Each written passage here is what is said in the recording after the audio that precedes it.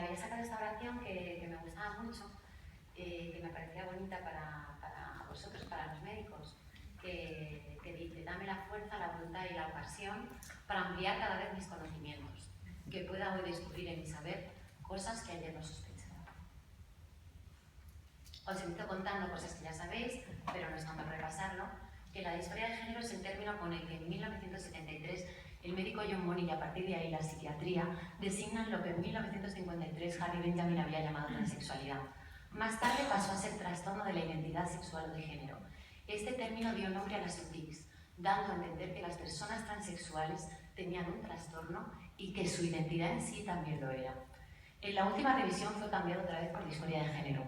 Lo más controvertido de esta palabra no es la disforia en sí, sino el lugar donde se encuentra. En el DSM-5 catalogada de enfermedad mental, un lugar donde no tiene cabida. En fin, esto lo hemos oído durante todo el día. Luego, deciros que según el artículo 19 de la ley que entrará próximamente en vigor en la Comunidad de Madrid, recoge que la unidad llamada UTIC hasta ahora pasará a llamarse UIG, Unidad de Identidad de Género. Es una evidencia que la mayoría de los niños y niñas adolescentes transexuales, antes de empezar una transición social y o tratamiento endocrino, pueden sufrir dificultades en las habilidades sociales, problemas de comportamiento, baja autoestima, ansiedad, depresión, anorexia nerviosa, autolesiones, intento de suicidio e incluso suicidio muchas veces. Es una evidencia que la negación de su identidad, el rechazo que experimentan muchas veces por ser diferentes, la incomodidad que les produce a algunos de ellas su cuerpo y el estigma social que conlleva ser diferente pone en riesgo su vida. Es una evidencia y más común de lo que nos podemos imaginar que muchas veces estos niños y niñas son medicados y diagnosticados de trastornos psiquiátricos durante su infancia y su adolescencia. Una vez más, la evidencia demuestra que la aceptación familiar y social, el conocimiento por parte de los profesionales de la salud y la educación, el realizar una transición social y recibir el tratamiento endocrino correcto en el momento adecuado, mejora y resuelve en la mayoría de los casos esos problemas que parecen ir asociados a la transexualidad, pero que nada tienen que ver con ella. Con respecto a la aceptación familiar, tengo que deciros que no es nada fácil tratar al que siempre ha sido tu hijo, por ejemplo, ¿vale?, en femenino, y llamarle por el nombre que lo ha elegido es todavía más. Muchos se equivocan continuamente, pero rectifican, y aunque parece una situación de ciencia ficción, es real y somos los padres, no los hijos, los que tenemos que transitar. Nuestros hijos y hijas tienen muy claro quiénes son. Hablando de la transición, que ya lo ha hecho Natalia muy bien, pero yo añado que un poco lo que ha dicho ella, ¿no?, que sin saber por dónde empezar ni dónde acudir son muchas las familias que buscan incansables respuestas y normalmente dan con familias, asociaciones como Crisalis, fundaciones que les aconsejan dónde acudir y qué hacer. Lo primero es la aceptación familiar y con ella su tránsito familiar. Lo más difícil es el tránsito social, con lo que conlleva hablarlos con el colegio, el instituto, el resto de familia y amigos.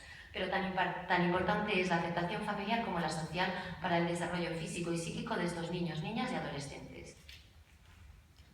Fue imposible parar a Paula. Sus padres habían pensado que lo mejor era que a la vuelta del verano ya se presentara en el instituto como la niña que era, pero entendieron que la transición no era Paula quien la hacía, la transición la tuvieron que hacer los demás, incluidos ellos. Adaptarse a ver a su hijo como la niña que era y entendieron que Paula no podía seguir revoloteando, que necesitaba volar. Bueno, pues llegamos al conocimiento por parte de los profesionales. Cada disciplina médica trata de imponer sus estándares de evidencia que se refuerzan a través de publicaciones médicas, guías y revisiones. Desgraciadamente, muchas no hacen más que negar la evidencia e ignorar la existencia de los niños, niñas y adolescentes transexuales. Tengo que decir que durante este tiempo nos hemos encontrado con profesionales que desconocían esta realidad y que en cuanto la conocieron quisieron contribuir a mejorar la vida de muchos niños.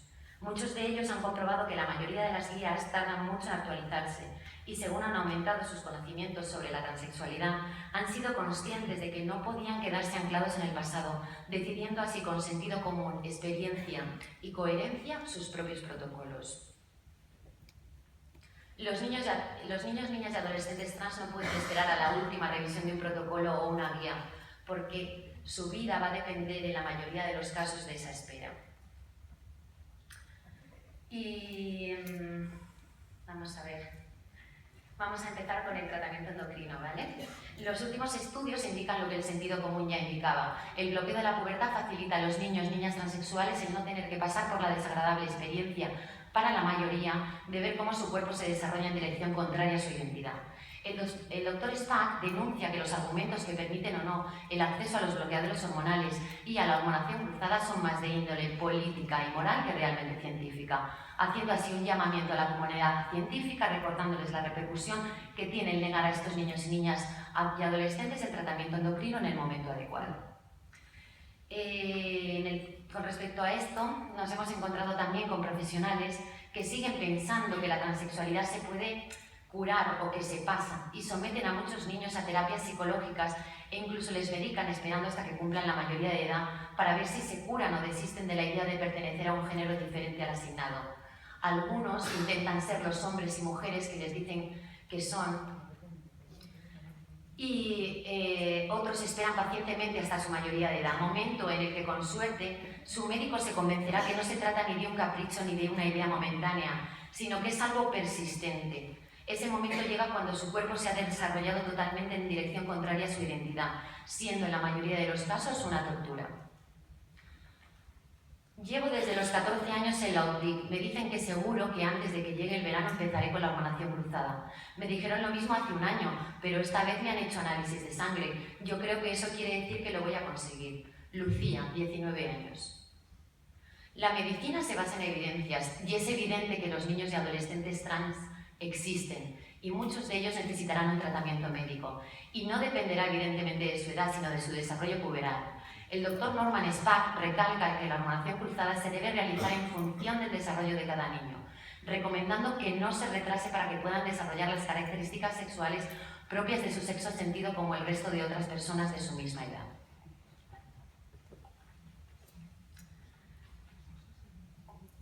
Quería deciros que el miedo que provoca perder una posición de poder y que lo que era una evidencia ya no lo sea, provoca que la situación de muchas personas se perpetúe a lo largo de los años, perdiendo muchos así su infancia y su adolescencia. En sus últimas declaraciones, el doctor Norman Spack dijo que recomendaba las cirugías a partir de los 17 años en niñas transexuales e incluso 14 en niños transexuales. Esto está publicado en el New York Times en junio de este año. Y añadió que las críticas que reciben ignoran los altos beneficios que estas cirugías suponen para los jóvenes y adolescentes transexuales. Os dejo aquí el artículo por si alguno luego lo quiere buscar. También deciros que Naciones Unidas y otras organizaciones han documentado en septiembre de este año violencia psicológica en diferentes ámbitos, incluido el ámbito de la salud.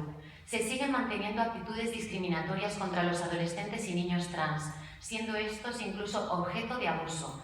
Todo esto supone una grave violación de las normas internacionales en materia de derechos humanos. Los profesionales de la salud no pueden escudarse en creencias culturales, religiosas ni sociales para justificar violaciones de derechos humanos como está ocurriendo actualmente. Os dejo el link del PDF por si os interesa descargarlo. Y ahora voy a pasar a unos testimonios. La psicóloga nos dijo que yo era la culpable de que mi hijo se comportara de esa manera y que dijera que era una niña. También dijo que había proyectado en él la hija que no había tenido. Mamá de Alexa, 13 años. Seguimos las recomendaciones de la psicóloga, le cortamos el pelo, dejó de asistir a las actividades extraescolares que no fueran propiamente masculinas y tratamos que dejara de jugar con sus amigas. Al año volvimos a la cita con la psicóloga. Le contamos que Alejandro estaba triste, irascible y con mucha ansiedad y que seguía insistiendo en que era una niña. La psicóloga nos dijo que eso era imposible, que sus calificaciones escolares no se correspondían a las de una niña transexual, que eran demasiado buenas. Al año siguiente volvimos a la cita anual con la psicóloga, las cosas habían cambiado. Avisamos a la psicóloga que mi hija se llamaba Alexa y que todos en casa la queríamos y la aceptábamos. Cuando entramos en la consulta ella insistió en llamarla Alejandro y le dijo: tú nunca serás una mujer de verdad. Madre de Alexa, 13 años. Y ahora voy a poner un vídeo.